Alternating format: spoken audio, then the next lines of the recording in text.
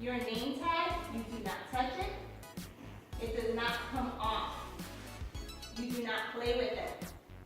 That is for your adults to see your name, and for the friends at Liberty Science Center to see that you belong with us. Aiden? And also, you should not rage. You should not rage. Yeah, like shout at me.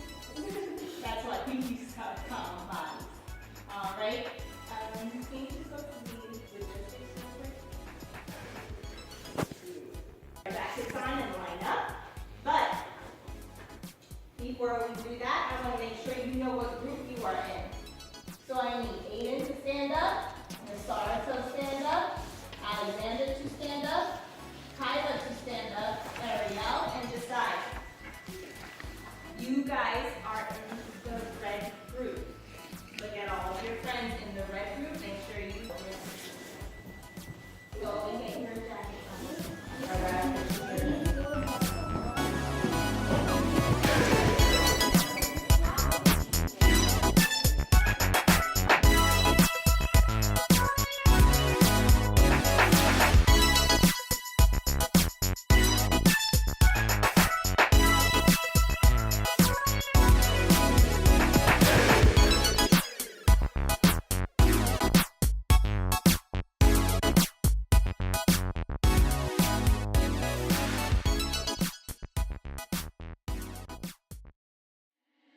How did you do that?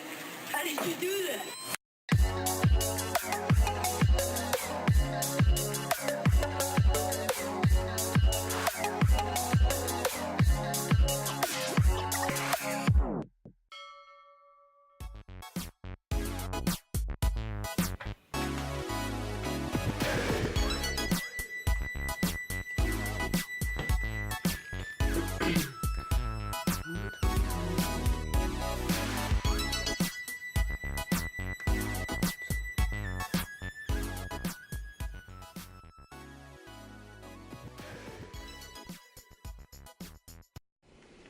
Today is April 13th, 2018, and it's 10:14.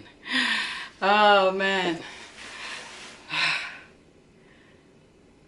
Sometimes when I walk, there's a park near my house. When I walk nearby, I like to take my phone, just record random stuff.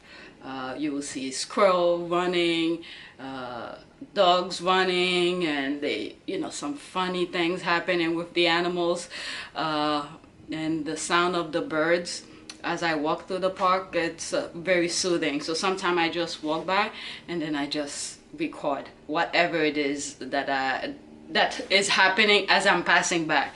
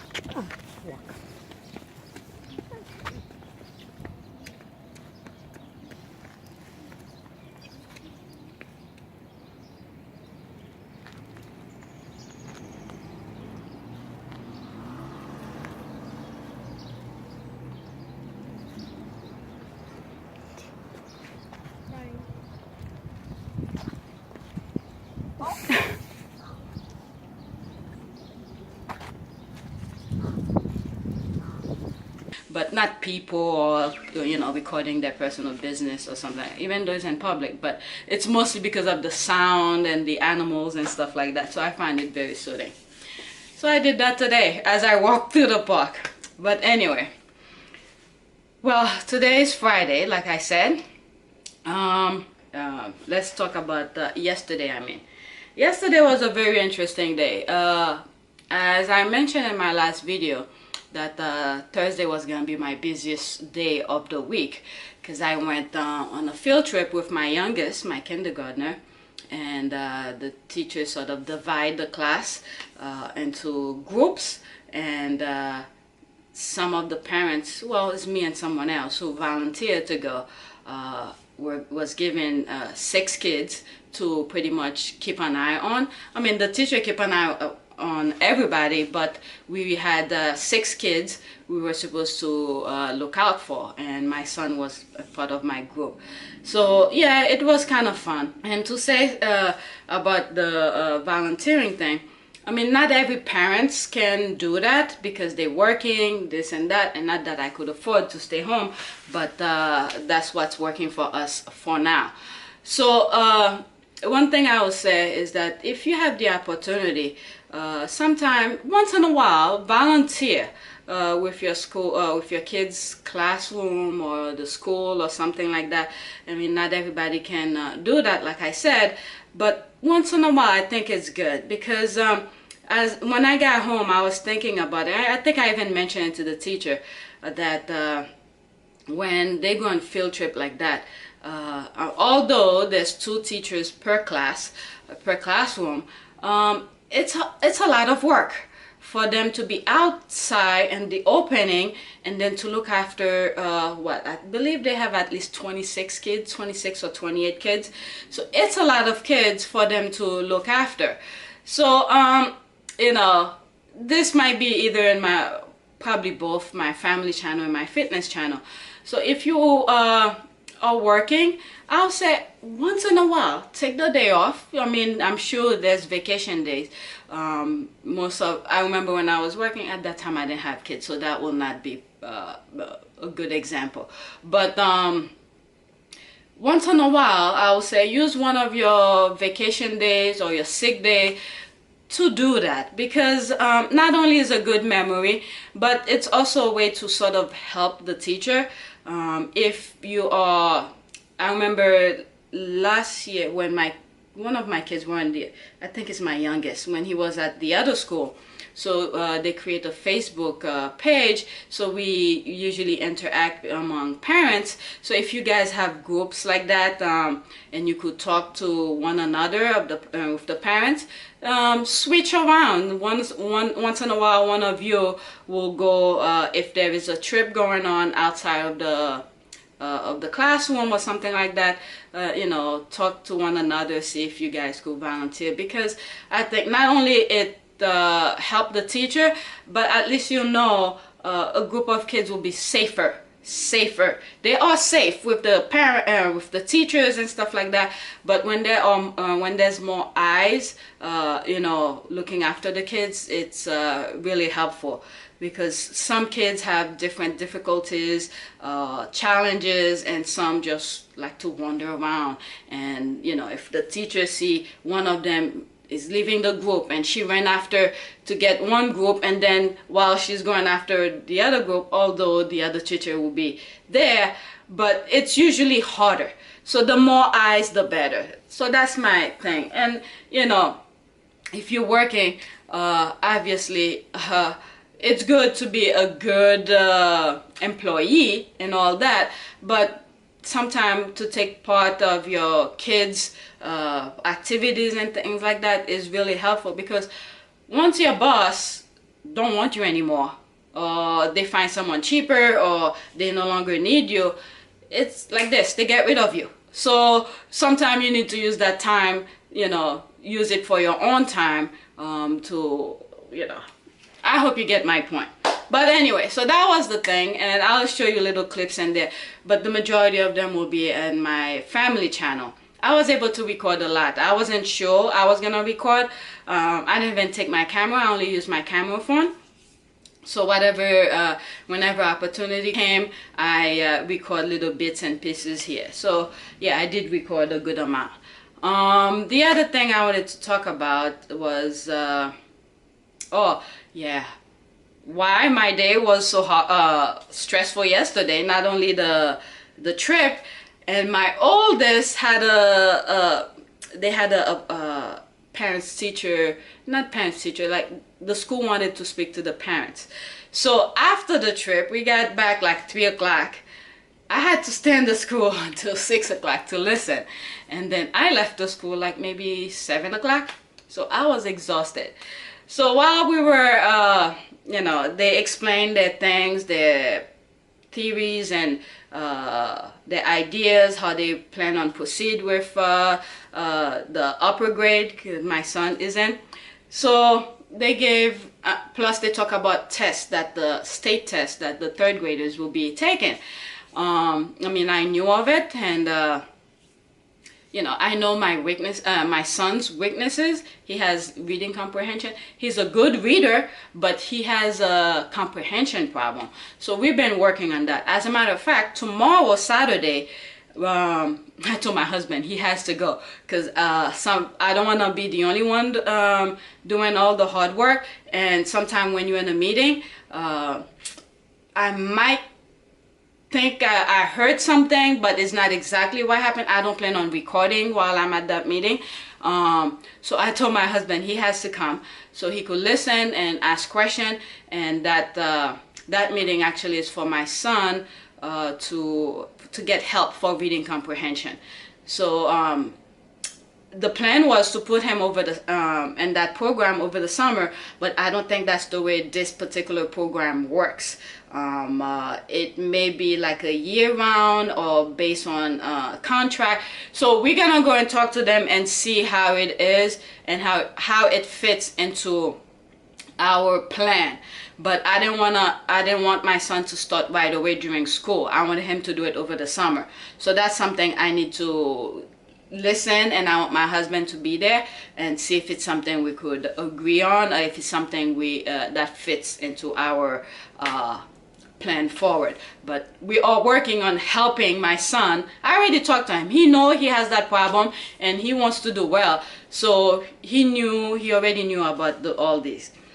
So that's the plan. So during the meeting, actually last night, as after they discussed their plan and what the test, I think it's called PARCC, PARCC, PARCC test is all about. They explained the time frame or how long the test will take and things like that. The school does not know how many questions per reading or per sections. They have reading, math, and stuff like that. So the school just gave us the border idea, but they didn't go too specific because the test, they never seen the test. I think every year they change the question and how many questions and stuff like that. So they pretty much gave us a broad idea. I understood what was going on. And then after they explained all of this, and we had parents asking questions, their questions were valid, but some of them, it's like, it's so obvious that, okay, this is it. I think in one of the questions, right now, I don't remember how long the test is. Let me just give an example. Let's say the test is 4 hours, right? So the school decided, okay, we're gonna divide those 4 hours into 1 hour instead of giving the kids to sit on one spot to do 4 hours of test. So let's say the first hour is for math. So they're gonna give them 1 hour to do the math. And the second hour, let's say, is a different section of the math or something like that. They're gonna give it to them. They'll give them a rest time. They probably go eat, do recess, and then come back and do that other second hour. So the following day, they'll give them the reading section for 1 hour. Okay, and then the next day they'll give them the last hour, the last 4 hours to do the other part, right? So one of the questions that one of the parents asked is why the test is so long, as if to say there'll be, let's say for 1 hour there'll be 60 questions. She didn't say that, but it just seems like it.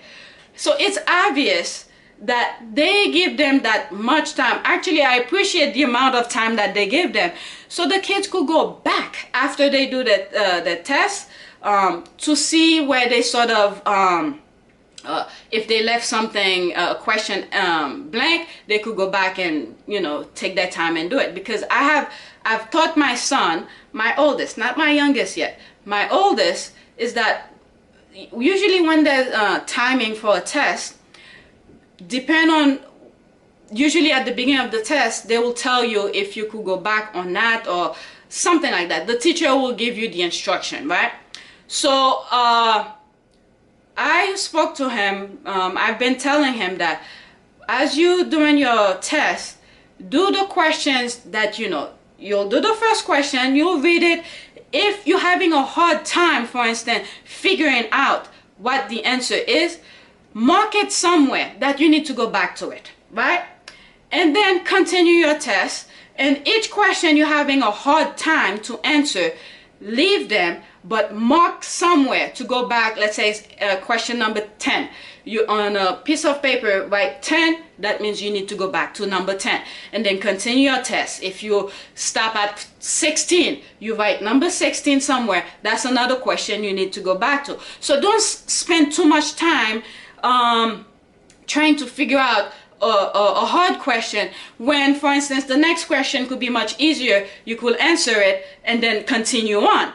So if, for instance, time's up, at least you get to answer all the easy questions, but the hard one is left empty. But, you know, at least you try your best. But if there's extra time left, you go back, you look at your list, which question you left, number 10, number 16, you go back and spend more time on these. So that's how I taught my son. I hope he remembers it, because there are times he had, back then, right, in second grade, he had left answer empty. He was doing what I told him, but he never went back. So I keep on repeating to him that he needs to go back and to answer the question, or double check yourself, make sure you answer all of the answers. So as long that there's not, at that grade, I don't think it's like that, where you lose point for answering something wrong. I don't think it's like that, but I've been telling him that's how he needs to take tests, timing test, right? So the question the parents were saying, one of the parents were saying, is that why so much time? The kids, their mind could be wandering around, which is also valid. I'm not saying she's wrong for saying that, but you have to understand that the more time that they give, the better. But that doesn't mean they're gonna give 60 questions for 60 minutes. You know, 60 minutes is an hour. So they could probably give maybe 45 questions for 60 minutes, but the kids have more time to go back to answer the questions and double check themselves and things like that. So when I started hearing question that's so silly, I don't know, I just left, because I've been out. I was out all day since I left my house. I believe we had to be there. I think I left here at 9 o'clock. At 9 o'clock, and then go to the trip, and then stay. When the bus came back, I stayed on the school until like 7. So I was exhausted. So when we came back, I told my husband. My husband already knew he was gonna come and pick us up, so I told him we're gonna get them KFC. I don't usually like giving them that. I was not planning on cooking when I get home. When I got home, so I told him, let's get some KFC for them. My son loves mac and cheese. It's not something he eats every day, so we got that for him, and what is that? Mashed potato and stuff like that. I don't like KFC. I was gonna force myself to eat it. Then I realized every time I eat it, I don't sleep very well. I feel like I'm gonna throw up, so I don't even bother eating any of the chicken and the mac and cheese. I only ate the mashed potato, and that's all I had in my system going to bed. But I had made extra sandwiches, egg sandwich, when I was making for my son. So when we got back to the school, because I know I was gonna stay there for a long time, so I think I made like 4 extra sandwiches. So my youngest and I ate that, And during lunch, I had made 2 sandwiches for myself, and my son had egg sandwich for lunch for himself. So I was okay. But you know, when you see food, sometimes even though if you're not hungry, you tend to eat. So I sort of control myself when I saw the thing. So after that, I pretty much brushed my teeth, took a shower, went to bed, and I told my husband, give the kids a bath. I was done, and I was knocked out, and I got up like 5:30 this morning.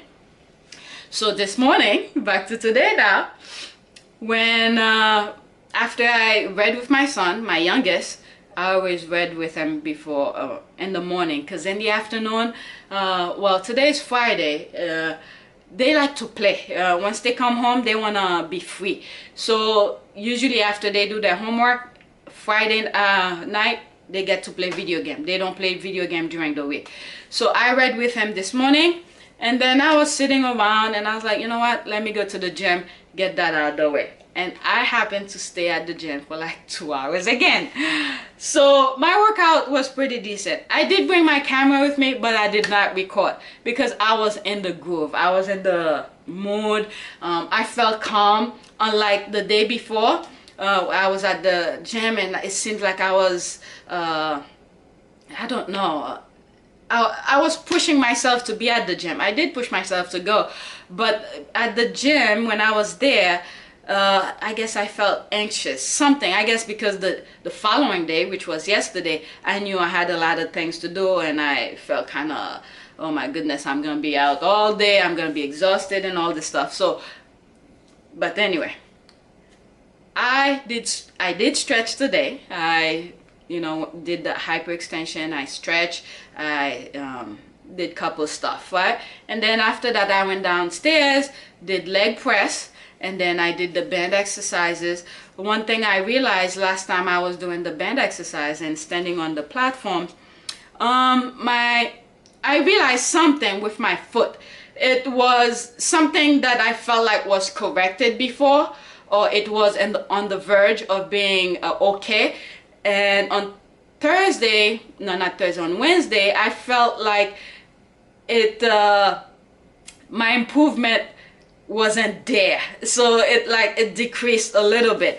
So what I realized it was, when I stand on the blue ball, I did create a video where I would put my foot at different position on the blue little blue ball to sort of help, not only to help stabilize, but to get some foot muscle involved.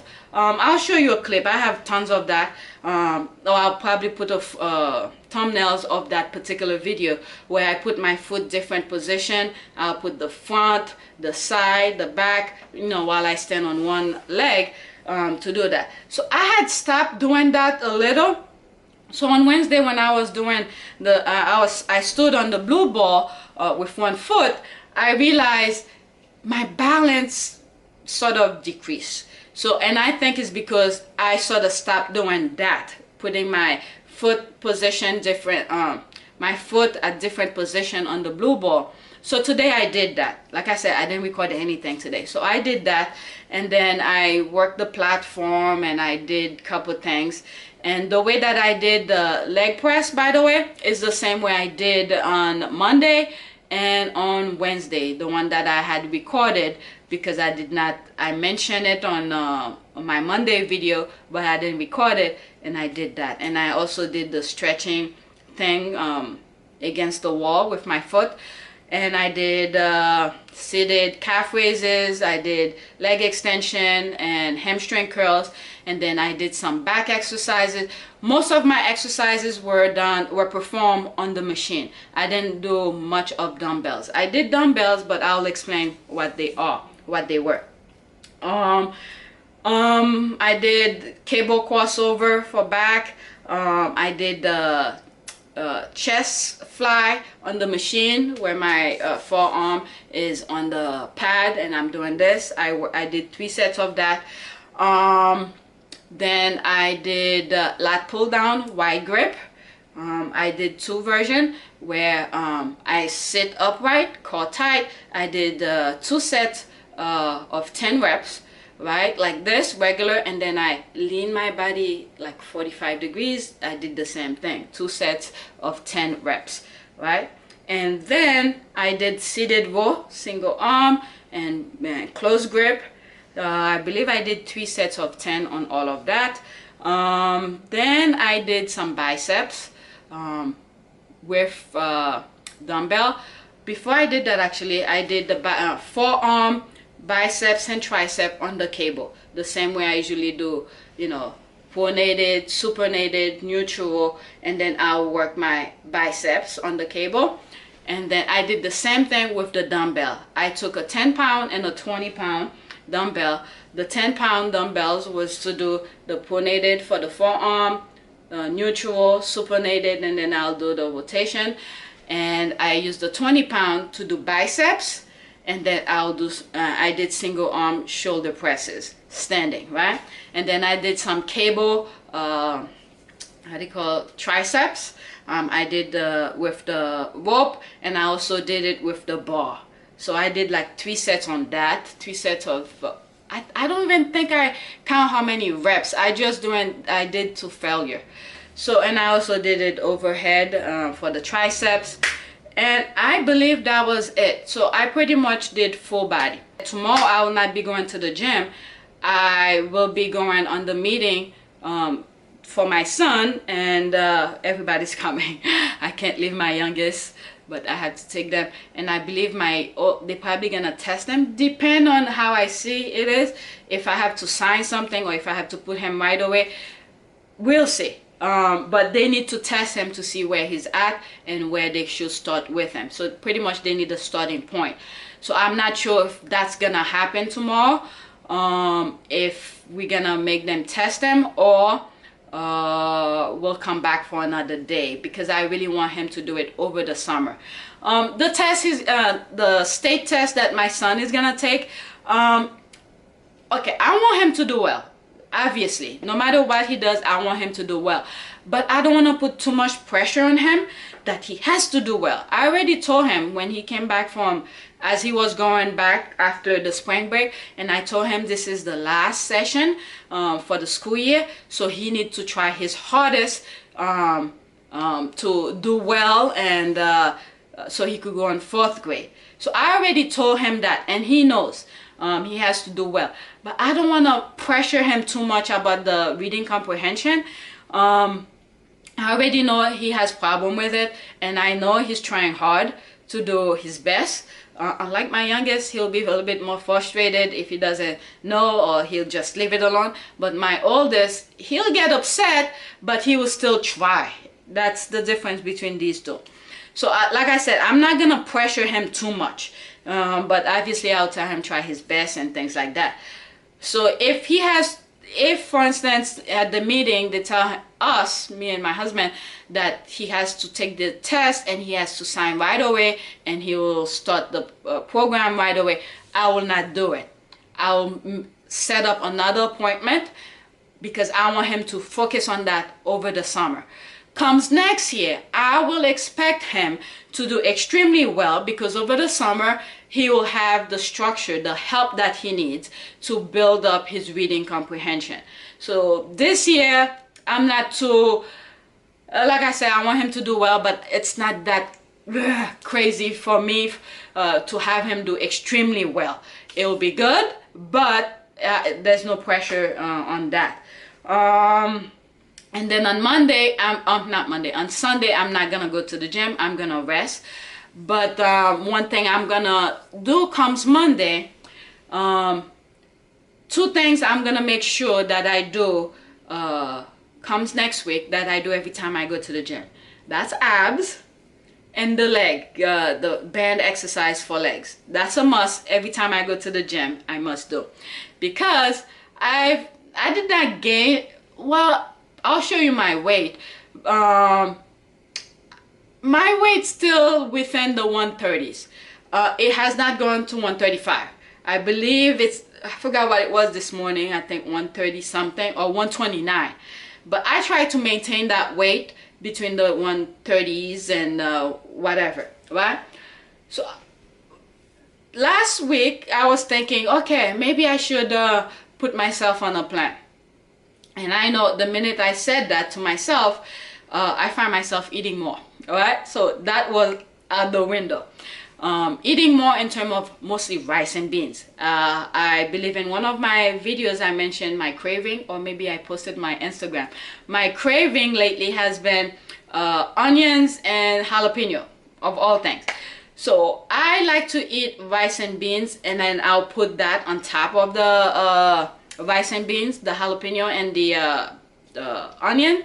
So I've been eating a little bit more rice than usual. Usually 3 ounces of rice is what I'm supposed to eat to sort of keep my abdominal flat. So right now, let me stand on that. The kids left a mess. If I point that video down, there's a mess down here. So right now, for most people, they'll say, oh, that's nothing.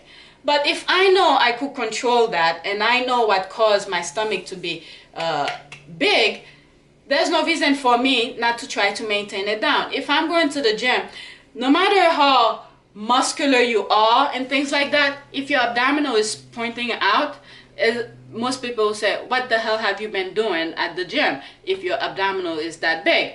So, like I said, it's not that huge, but I know for a fact it has, you know, bulged a little bit, and I already know what caused it.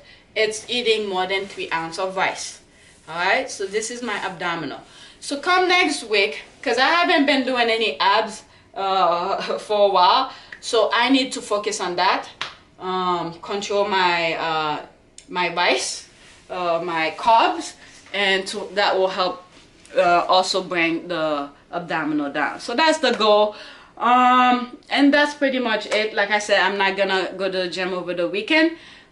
This is why I did full body today. I didn't go too crazy. Most of my workout were mostly on machines. The only dumbbell exercise that I've done is the biceps and the shoulder press and the things like that, and the forearm. So that's it. Let me know what. By the way, I need to get that. Let me go get it. So, back a couple of videos ago, that's why I use these things as like my diary kind of video. So, I did say that I was going to do, put the idea behind the one body part per week into an ebook. I've done it. I think I've been looking for someone. I've read it a couple times myself, but I need someone else to read it for me to make sure, you know, it is worded properly. As you know, English is not my primary language, so it may sound perfect in my head, but when other people read it, it probably needs some changes. So I've done that. Okay, I put all of the ideas, the one body part per week, into that I've written it, right? I put the sets, the reps, what I ate that day, and the idea behind each day, why I did certain exercise the way that I did it, and I explained the exercise, and I explained some of my how do you call this? My weaknesses, and especially with my lower back, and why I do all these certain exercise the way that I did. So I have it. So if you guys are interested, just let me know. Comment below and let me know if you would like to see it, and you could just look back at some of the videos. I believe I started it in December 2000. What year are we in? We're in 18. So December 2017, and that plan ended in January 2018, this year. So yeah, I have it. I need to create some sort of these are pretty much my food log, everything that I ate during the plan, and what else, and these are the plan, my weight throughout the month of December and January throughout the plan. So everything is there. And I even lose some weight. I lost some weight during the plan, and the plan was pretty much to maintain. So it worked. I maintained my weight, but I lost, I believe, 0.2 or 0.4. It's not a lot, but I consider it as a success because the whole idea behind that was to maintain. I was able to eat everything that I wanted. I mean, I didn't go crazy with food, but in terms of controlling and watching what I eat, I ate pretty much everything my kids were eating.